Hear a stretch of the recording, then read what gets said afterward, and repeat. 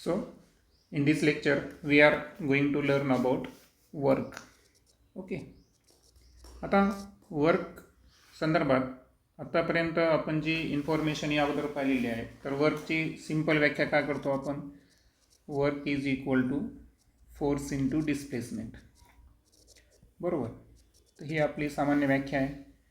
आता याच्यात एक लक्षात ठेवायचं आहे की जरी आपण W इज इक्वल टू फोर्ससाठी F आणि डिस्प्लेसमेंटसाठी का वापरेलो S यूज करायलो, बट फोर्स मुळामध्ये काय आहे? मास इंटू ॲक्सिलरेशन असतं आणि म्हणून W is equal to MAS हा फॉर्म्युलासुद्धा असतो. आता युनिट संदर्भात तुम्हाला माहीत आहे वर्कचं जे SI युनिट आहे ते आहे जूल. ओके. आणि लक्षात ठेवायचं की 1 जूल हे फोर्सचं SI युनिट काय आहे? न्यूटन. आणि डिस्प्लेसमेंटचं काय असतं? Second. So it is equivalent to newton second, sorry metre. So we can write newton metre. Okay. आता आणि यामध्ये युनिट कन्व्हर्जन आपल्याला माहीत आहे की 1 जूल इज इक्वल टू काय येणार या ठिकाणी? 10⁻⁷ अर्थ. कारण रिझन तुम्हाला माहीत आहे की 1 न्यूटन जे आहे ते का असतं? 10⁻⁵ टाईम. आणि 1 मीटर जे आहे तर ते असतं 10⁻² सेंटीमीटर. आणि दॅट्स वाय ते 10⁻⁷ अर्थ होऊन जातं. आता हे झालं केव्हा माहिती आहे का? जर फोर्स आणि डिस्प्लेसमेंट हे सेम डायरेक्शनला असतील तर. बट असं झालं की सपोज जे डिस्प्लेसमेंट आहे तर ते एक्स ॲक्सिसला आहे असं आपण कन्सिडर करू. बरोबर. आणि जे अप्लाइड फोर्स आहे, सॉरी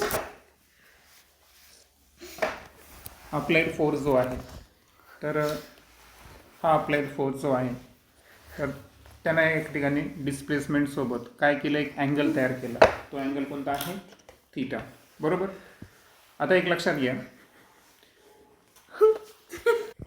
आणि तुम्हाला माहीत आहे की हा फोर्स जो आहे तर त्याचे आपण जर कंपोनंट घेतले, सपोज हा एक्स ॲक्सिसचा कंपोनंट आहे आणि हा वाय ॲक्सिसचा कंपोनंट आहे, तर तुम्हाला माहीत आहे की ही ॲक्च्युअल फोर्स जर हायपोटेनस धरला आपण तर डिस्प्लेसमेंट काय आहे? ॲडजस्टंट क्वांटिटी आहे. बरोबर आहे का? म्हणून एक्स ॲक्सिसला फोर्सचा कोणता कंपोनंट येतो? F cos theta. आणि वाय ॲक्सिसला कोणता कंपोनंट येतो? F sine theta. But displacement ज्या डायरेक्शनला होतो तेच फोर्स आपण काय करतो? विचारात घेतो. आणि दॅट्स वाय यावरून वर्कचा जो फॉर्म्युला आहे तर तो कोणता आहे? FS cos theta. ओके. आणि थिटा संदर्भात तुम्हाला माहीत आहे की कॉस थिटामध्ये कॉस 0 डिग्रीची व्हॅल्यू किती आहे? 1. आणि कॉस 90ची व्हॅल्यू काय आहे? 0. याचा अर्थ अँगल जसं इन्क्रीज होत जाईल 0 to 90 तो वर्क हे काय होत जातं या ठिकाणी? रिड्यूस होत जातं या ठिकाणी. आणि कॉस 180 जर घेतला है ना, तर याला ऑलमोस्ट व्हॅल्यू किती आहे? -1. म्हणजे या ठिकाणी वर्क डन हे काय असतं? निगेटिव्ह असतं. ओके. आता सो आपण घेतला W is equal to FS cos theta. आणि कॉस 0ची व्हॅल्यू 1 आहे. याचा अर्थ वर्क डन हे मॅक्झिमम केव्हा असतं? जर अँगल किती असेल? 0 डिग्री असेल. ओके. सो वर्क डन अर्थातच मॅक्झिमम वर्क डन जे आहे FS हे थिटा जो आहे हे 0 डिग्री असल्यावर होतं या ठिकाणी. इथे लक्षात ठेवायचं. आता हे झाल्यानंतर नो वर्क डन जर आपण म्हणलं की वर्क मिनिमम किंवा वर्क डन इज 0 जर आहे तर वर्क डनची व्हॅल्यू किती आली या ठिकाणी? 0 आली. तर अशा वेळेस थिटा किती पाहिजे आपल्याला? 90 डिग्री. ओके. आता राहिला प्रश्न 180 संदर्भात. तर अशा वेळेस वर्क डन जे आहे ते काय असणार या ठिकाणी? निगेटिव्ह असणार. आणि म्हणून अशा केसमध्ये वर्क जे आहे ते आपण डायरेक्ट काय घेणार? -FS. ओके. आता हे झालं वर्क डनच्या संदर्भात इयत्ता 9वीपर्यंतच्या आपल्या बेसिक गोष्टी. आता याच्यामध्ये थोडंसं काही ॲडिशनल आपण ॲड करू. आता असं होऊ शकतं की एक पार्टिकल आहे समजा. ओके, सो सपोज हा एक पार्टिकल आहे. तर या पार्टिकलवर काय होतं आहे की अनेक फोर्स ॲक्ट होत आहे. समजा एखाद्या वस्तूवर समजा हा F1 फोर्स ॲक्ट होत आहे, F2 फोर्स ॲक्ट होत आहे. ओके, असे अनंत फोर्स ॲक्ट होत असतील. तर मग अशा केसमध्ये वर्क डन कसं काढायचं? तर अशा केसमध्ये लक्षात ठेवायचं आहे. सो आपली कन्सेप्ट राहील work done by multiple forces. Okay, so multiple forces संदर्भात जर पाहिलं आपण तर लक्षात ठेवायचं आहे की आपल्याला काय त्याच्यामध्ये काय काढावं लागतं माहिती आहे का? Net force. नेट फोर्स म्हणजे काय? Total force. ओके, लक्षात येतं. सो नेट फोर्ससाठी आपण सर्व फोर्सचं काय गेलो? समेशन. हां, लक्षात येतं. आणि समेशनमध्ये आपल्याला डायरेक्शन पण महत्त्वाची आहे. फोर्स ही कोणती क्वांटिटी आहे? Vector quantity. पण इथे लक्षात ठेवा वर्क जे आहे ती स्वतः काय आहे? Scalar quantity. Okay, so net work done काढायचं असेल तर इंडिव्हिज्युअल फोर्सची काय करणार आपण? बेरीज. समजा F1, त्यानंतर दुसरा फोर्स F2, त्यानंतर F3 प्लस. आता ते डायरेक्शन का महत्त्वाची बरं? कारण काही फोर्सेस एकमेकाला काय करतात? कॅन्सल करतात. जसं की समजा F1 असा ॲक्ट व्हायला आणि F3 ॲक्ट असा व्हायला, दोन्ही एकमेकांचे अपोजिट आहे, दोघांची व्हॅल्यू सेम आहे. तर अशा वेळेस नेट फोर्स काय येतो? 0 येतं. म्हणून आपल्याला डायरेक्शन ही काय करते? मॅटर करते. मग आता हे झालं नेट फोर्स संदर्भात. मग टोटल वर्क डन काढायचं असेल तर टोटल वर्क डन काढताना फॉर्म्युला काय होता आपला? Fs होता. पण इथं अनेक F आहेत, बरोबर आहेत का? डिस्प्लेसमेंट तर एकच आहे. डिस्प्लेसमेंट तर एकच होणार आहे. एका वस्तूवर अनंत फोर्स कधी जरी काम करत असेल पण तो जाणार कोणत्या दिशेला? एकच दिशेला. म्हणजे डिस्प्लेसमेंट एक पण फोर्स अनंत. आणि म्हणून जे सर्व फोर्सेस आहे त्याचं आपल्याला समेशन करायचं आहे. म्हणून मॉडमध्ये याचा अर्थ काय? व्हॅल्यू निगेटिव्ह जरी असेल तर काय घ्यायची आपल्याला? पॉझिटिव्ह घ्यायची. समेशन ऑफ नेट फोर्स, बरोबर आहे का, इंटू डिस्प्लेसमेंट. हा फॉर्म्युला आपण काय करणार? विचारामध्ये घेणार. त्यानंतर हे झालं मल्टिपल फोर्स. त्यानंतर आहे work done by variable force. आता वर्क डन बाय व्हेरिएबल फोर्सचा अर्थ काय माहिती आहे का? की सपोज फोर्स जे आहे त्याची स्वतःचीच व्हॅल्यू बदलत असेल ॲक्टच्या दरम्यान. म्हणजे एका स्मॉल वर्क डनला त्याची व्हॅल्यू वेगळी होती, नंतर व्हॅल्यू काय झाली? वेगळी झाली. म्हणजे एखाद्याच असं होतं ना की फोर्स आपण कमी जास्त लावत असतो. फोर्स जर त्याच्या ॲक्टिंगच्या दरम्यान बदलत असेल तर तो फोर्स कोणता फोर्स झाला? Variable force. जसं की एखाद्यावेळेस आपण गाडी हळूच ढकलायलो, आपलं वाटलं ढकलन जरी, तर आपण नंतर काय केलं? जास्त फोर्स लावला. म्हणजे हा फोर्स कोणता झाला? व्हेरिएबल फोर्स झाला. सुरुवातीला व्हॅल्यू कमी होती, नंतरची व्हॅल्यू कशी आहे? जास्त. मग व्हेरिएबल फोर्स जर वर्क डन करत असेल तर अशा वेळेस जो फॉर्म्युला आहे ना तर तो आहे DW is equal to F into DS. म्हणजे आता हे DW काय आहे? तर DW आहे स्मॉल वर्क डन. येते लक्षात. पुढं तुम्ही इंटिग्रेशनमध्ये शिकणार आहे की स्मॉल वर्क डनला जर आपण इंटिग्रेट केलं तर काय निघतं? Total work done. आणि त्यानंतर स्मॉल डिस्प्लेसमेंटला जर आपण इंटिग्रेट केलं तर काय निघतं? Total displacement. म्हणजे फॉर्म्युला तोच आहे, फक्त वर्क डन आणि डिस्प्लेसमेंट हे दोन्ही आपल्याला काय घ्यावं लागतं? या केसमध्ये स्मॉल घ्यावं लागतात. ओके, व्हेरिएबल फोर्स संदर्भात. आता राहिला कॉम्पोनंट संदर्भात. ओके, आता जे रेक्टँग्युलर कॉम्पोनंट्स आहेत तर रेक्टँग्युलर कॉम्पोनंट संदर्भात तुम्हाला ट्रॅग्नोमेट्रिक जे वेक्टर्स आहेत, युनिट वेक्टर मी तुम्हाला सांगितलेलं आहे याच्या अगोदरच, बरोबर. पुन्हा एकदा आठवण करून देतो. तुम्हाला माहीत असेल की एक्स ॲक्सिस जर असेल तर याचा युनिट वेक्टर काय असतो? आय कॅप, बरोबर. त्यानंतर वाय ॲक्सिसचा युनिट वेक्टर काय असतो? जे कॅप. आणि झेड ॲक्सिसचा जो युनिट वेक्टर आहे तो काय असतो? के कॅप, बरोबर आहे का? मग आता फोर्स जर समजा सर्व आहे ना म्हणजे 3 कोऑर्डिनेट जॉमेट्रीमध्ये ॲक्ट होत असेल तर अशा वेळेस फोर्सची व्हॅल्यू आपल्याला काढायची आहे. तर फोर्सची व्हॅल्यू काढताना आपल्याला काय करावं लागतं माहिती आहे का? त्याचे तिन्ही कॉम्पोनंट घ्यावं लागतील. मग फोर्सचा एक्स ॲक्सिसचा कॉम्पोनंट काय असेल? Fx, वाय ॲक्सिसचा Fy आणि झेड ॲक्सिसचा Fz. आणि म्हणून फोर्सचा फॉर्म्युला काय असतो? Fx इंटू वेक्टर आय म्हणजे एक्स ॲक्सिसच्या अलॉंग, त्यानंतर Y axis along Y axis, त्यानंतर Fz युनिट वेक्टर के घेणार कशासाठी? Along the Z axis. म्हणजे फोर्सचे आपण काय केले? 3 कॉम्पोनंट गेले, आय ॲक्सिस एक्स वाय आणि झेड ॲक्सिस संदर्भात. तसेच डिस्प्लेसमेंट जे आहे त्या डिस्प्लेसमेंटचे सुद्धा आपल्याला घ्यायचे 3 ॲक्सिस संदर्भात. सो डिस्प्लेसमेंट संदर्भात जर पाहिलं आपण तर पहा एक्स ॲक्सिसचं डिस्प्लेसमेंट जर आपण डी एक्स त्याचा युनिट वेक्टर घेतला, त्यानंतर डी वाय वाय ॲक्सिसचा युनिट वेक्टर, त्यानंतर D Z K axis component. बरोबर आहे का? आता हे वापरायचं कसं आता आपल्याला, तर ते एकदा पाहून घेऊ आपण. पहा, सपोज असं झालं की वस्तू जी आहे ना, तर ए पॉईंटपासून बी पॉईंटपर्यंत काय झालेली आहे, वर्क डन झालेले पॉईंट ए टू बी. मात्र हे वर्क डन एका डायरेक्शनमध्ये आहे का? नाही, हे 3 डायमेन्शनमध्ये. लक्षात येईल तुम्हाला, म्हणजे तिन्ही कंपोनंटचा आपण विचार करायलो. मग अशा केसमध्ये जर आपल्याला वर्क डन काढायचं असेल, work done from A to B जर काढायचं असेल आपल्याला, तर आपल्याला काय करावं लागतं माहिती आहे का? आपल्या तिन्ही ॲक्सिसमध्ये किती डिस्प्लेसमेंट झालं, म्हणजे एक्स ॲक्सिसवर पहा, एक्स ए पासून कुठपर्यंत जाईल, तो एक्स बीपर्यंत जाईल. या ठिकाणी फोर्स इंटू डिस्प्लेसमेंट. मला सांगा, आता इथं सगळं एक्स ॲक्सिसचा विचार करायचा. एक्स ॲक्सिसचा फोर्स काय आहे, एफ एक्स, आणि त्यानंतर एक्स ॲक्सिसचं डिस्प्लेसमेंट काय आहे, डी एक्स. आता वाय ॲक्सिस संदर्भात, वाय ॲक्सिसला इनिशियल पोझिशन काय होती, वाय ए, फायनल पोझिशन काय आहे, वाय बी. फोर्स कोणता आहे, F Y, displacement D Y. त्यानंतर झेड ॲक्सिस संदर्भात इनिशियल झेड ए, नंतर झेड बी. फोर्स कोणता असणार, एफ झेड, आणि झेड ॲक्सिस संदर्भात लक्षात आलं तुम्हाला, हे वरचे सर्व व्हॅल्यू आपण वापरले. एक्ससाठी एक्स, वायसाठी वाय, आणि झेडसाठी झेड. तर work done by variable force काढायचा असेल तर हा फॉर्म्युला इथं अप्लिकेबल असतो. शेवटचं घेऊ आपण area under force displacement curve. आता area under force displacement curve याचा अर्थ काय माहिती आहे का, की आपल्याला काय करायचं, 2 ॲक्सिस घ्यायचे का. सपोज हा जो एक्स ॲक्सिस आहे ना, तर एक्स ॲक्सिसला आपल्याला वस्तूचं काय घ्यायचं आहे, डिस्प्लेसमेंट. त्याला आपण एक्स कन्सिडर केला. सुरुवातीला आपण यस घेतलं होतं, पण आता आपण डिस्प्लेसमेंटला काय करलो, एक्स कन्सिडर करायलो. आणि त्यानंतर जो वाय ॲक्सिस आहे त्याला आपण काय घेतला, फोर्स घेतला है ना, with respect to displacement. Okay, F X. आता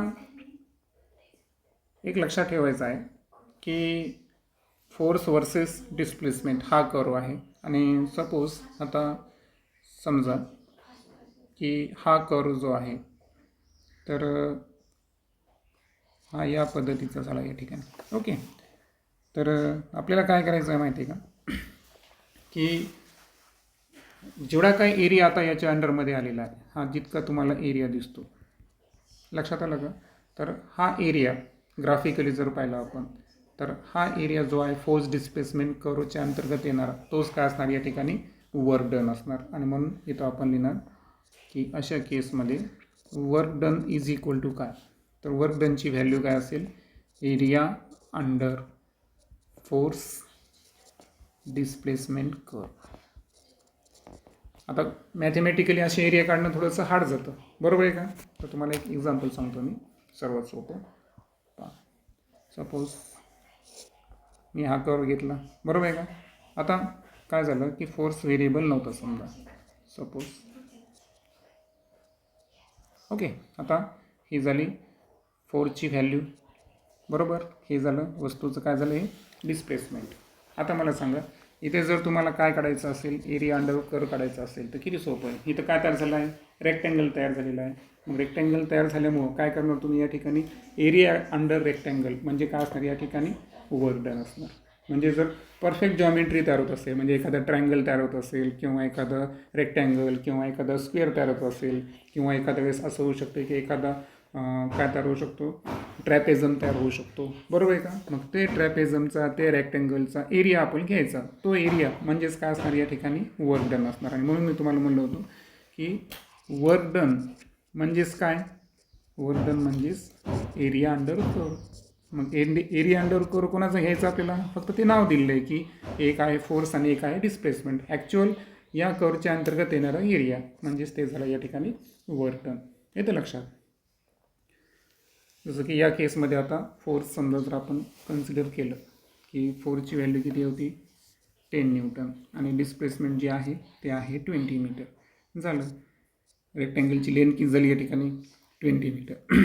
फोर्स म्हणजे बीड धरू आपण, बरोबर आहे का. मग आता मला सांगा, यामध्ये एरिया अंडर कर्व काय आला, एल इंटू बी. एल किती आहे आपल्याकडे, 20 मीटर. बीड किती आहे आपल्याकडे, 10 न्यूटन, इज इक्वल टू किती होईल, 200 न्यूटन मीटर, म्हणजेच 200 जूल.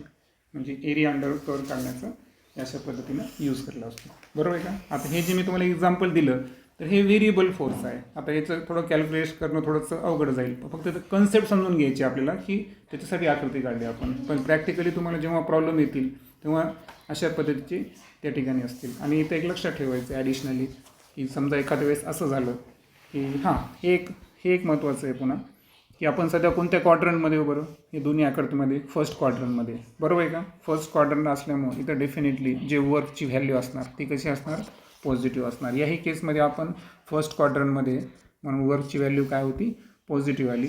पण सपोज असं झालं समजा की मी इथं एक ओके हे घेतलं आणि आता मी काय करतो की आता एक लक्षात घ्या, हे इकडे डिस्प्लेसमेंट वाढत चाललं, इकडं फोर्स वाढत चालला है ना. तर सपोज मी काय करतो की आता असं घेतलं या ठिकाणी आणि याला मी जोडून घेतो. आता याच्यामध्ये जर पाहिलं तर तुमच्याकडे दोन पोर्शन आहे, एक एक्स ॲक्सिसच्या आणि वाय ॲक्सिसच्या, आहे की नाही, अबो आहे. आता एक लक्षात घ्या, आता सपोज या फोर्सला मी एफ वाय कन्सिडर करू आणि डिस्प्लेसमेंट जी आहे, डिस्प्लेसमेंटची व्हॅल्यू मी वाय गेलो. लक्षात घ्या, डिस्प्लेसमेंटची व्हॅल्यू काय घेतली मी, वाय, आणि फोर्सची व्हॅल्यू काय घेतली, एफ वाय. तर यामध्ये हा जो ट्रायंगलचा जेवढा पोर्शन आहे याची जेवढी व्हॅल्यू येईल ती व्हॅल्यू कोणती येणार, तुमची पॉझिटिव्ह वर्कची येणार. आणि त्यानंतर इथली जी व्हॅल्यू आहे ती कशी येणार, निगेटिव्ह येणार. आणि नेटमध्ये तुम्ही काय करणार, दोघांचं काय करणार, फरक काढणार, डिफरन्स काढणार. आणि डिफरन्स काढल्यानंतर जे वर्डन येईल ती वर्डनची व्हॅल्यू असेल. म्हणजे तुम्हाला काय करायचं आहे की याच्या बिलो जर असेल, एक्स ॲक्सिसच्या बिलो जर असेल तर ते वर्क कसं घेणार तुम्ही, निगेटिव्ह घेणार.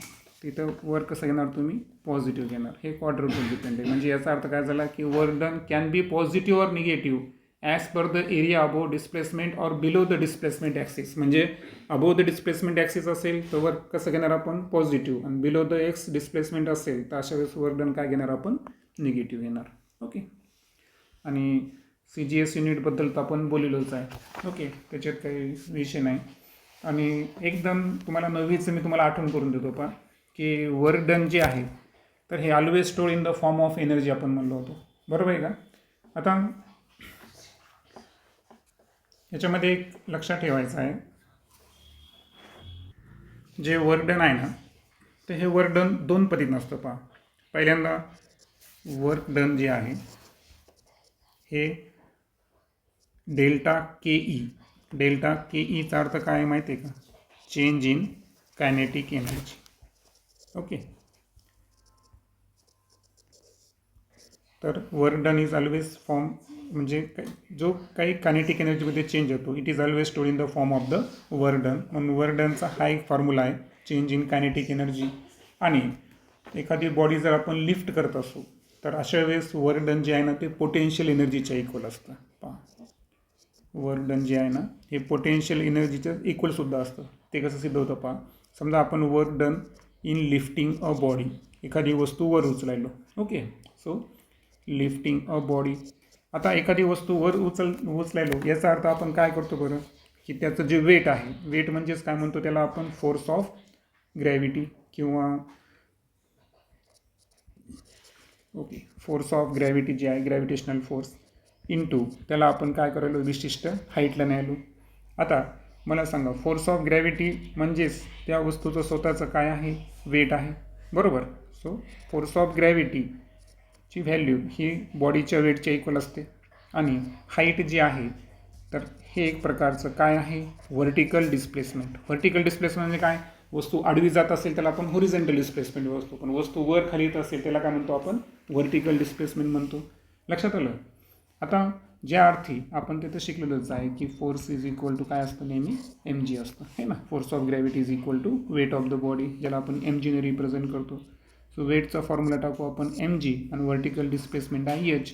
मग h म्हणजेच काय आहे, पोटेन्शियल एनर्जी. म्हणून चेंजिंग कायनेटिक एनर्जी असू द्या किंवा पोटेन्शियल एनर्जी, हे दोन्ही वर्क डनच्या काय असतात, इक्वल असतात. आणि म्हणून आणि विशेष म्हणजे की जरी आपण ग्रॅव्हिटीच्या अगेन्स्ट या ठिकाणी काम करत असो, पण तिथं आपल्याला स्पष्ट दिलेलं आहे काय की it is always a positive. म्हणजे जेव्हा वर्क डन होतं लिफ्टिंग बॉडीकडून तेव्हा हे वर्क डन ऑलवेज काय असतं, पॉझिटिव्ह असतं. म्हणजे तुम्ही कॅल्क्युलेशन करा, तुमचे व्हॅल्यूज जे आहेत ते नेहमी काय असणार, पॉझिटिव्ह असतात. आणि म्हणून आपल्याला 9वीला हा फॉर्म्युला दिला होता MgH, पोटेन्शियल एनर्जीचा. मग एनर्जी कोणती असो, शेवटी ती कशाच्या स्वरूपात स्टोअर होते, वर्क डनच्या स्वरूपात स्टोअर होते. नेक्स्ट लेक्चरमध्ये आपण एनर्जी संदर्भात डिटेलमध्ये डिस्कस करू.